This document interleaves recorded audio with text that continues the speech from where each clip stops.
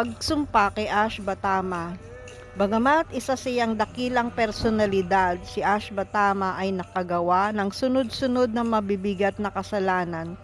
Nagsimula ito sa pagpatay niya sa 5 mga bata pang anak ng mga Pandaba habang natutulog ang mga ito bilang paghiganti sa pagkamatay ng kanyang ama sa labanan sa Kuruksetra. Nang makita si Draupadi na umiiyak sa matinding dalamhati dahil sa pagkawala ng kanyang mga anak, si Arjuna ay gumawa ng isang taimtim na pangako sa kanya. O mabait na ginang, kapag naiharap ko sa iyo ang ulo ng Brahmanang iyon, matapos ko siyang pugutan, gamit ang mga palaso mula sa aking gandiba, saka ko papahirin ang iyong mga luha at palulubagin ang iyong damdamin. Matapos sunugin ang mga katawan ng iyong mga anak, maari kang maligo habang nakatayo sa kanyang ulo. Nang makita ni Ashbatama, napapalapit si Arjuna. Sa mabilis na takbo ng karwahe nito, siya ay natakot at nagtangkang tumakas. Ngunit nang mapansin niyang pagod na ang mga kabayo, sa isang desperadong hakbang ay pinakawalan niya ang Brahmastra, isang makapangyarihang sandata, upang iligtas ang sarili. Kahit hindi niya alam kung paano ito babawiin. Naging napakadelikado ng sitwasyon sapagkat kung hindi ito agad na mababawi, ang pagsabog ng Brahmastra ay maaring lumawak ng walang hanggan at sirain ang buong universo. Sa sakunang ito ay naiwaksi lamang dahil si Arjuna na pinapatnubayan ni Krishna ay nagawang tapatan ito ng sarili niyang Brahmastra at sabay na bawiin ang 2 sandata. Matapos talunin si Ashbatama, iginapos siya ni Arjuna at dinala sa kanilang kampo upang pag-usapan ng mga Pandaba kung ano ang gagawin sa kanya. Si Draupadi, gayon din si Haring Yudhishthira at iba pa ay pabor na patawarin siya dahil isa siyang Brahmana at anak ng kanilang guro. Ngunit mariing iginiit ni Bhima na dapat siyang patayin dahil sa kanyang mga krimen. Si Arjuna rin ay nangakong papatayin siya, at para sa isang satriya, ang ganoong pangako ay isang bagay na napakabigat at hindi dapat baliwalain. Buod ni Krishna sa sitwasyon,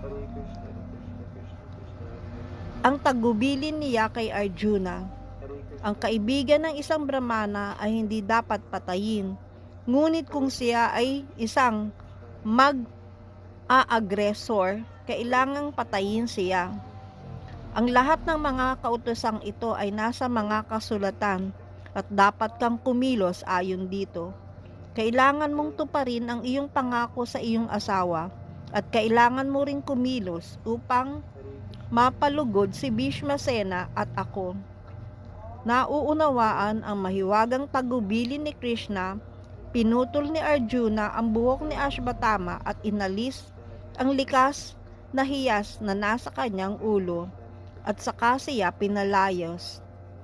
Sinang-ayunan ni Suta Goswami ang desisyong ito at nagkomento, ang paggupit ng buhok sa ulo, pag-alis sa kanyang kayamanan, at pagpapaalis sa kanyang tirahan, ang mga itinakdang parusa sa kamag-anak ng isang Brahmana. Walang kautusan na magsasabing dapat siyang patayin. Ngunit hindi dito natapos si Ashbatama. Matapos siyang palayain, pinakawalan niya ang isa pang Brahmastra. Ngayon ay itinutok kay Uttara upang patayin si Parikshit, ang huling inapo ng mga Pandaba, habang ito ay nasa sinapupunan pa lamang. Dahil dito, si Krishna mismo ay namagitan upang iligtas ang buhay ng kanyang dalisay na deboto. Sa pangyayaring ito, nakasilip si Pariksit ng isang sulyap sa Panginoon habang siya ay nasa sinapupunan pa, na nag-iwan ng napakalalim na baka sa kanyang puso. Ang pangalang Pariksit ay nangangahulugang tagasuri dahil matapos ipanganak, palagi siyang tumitingin sa bawat tao na kanyang nasasalubong. Hinahanap ang katauhan ng Diyos na minsan niyang nasulyapan sa sinapupunan.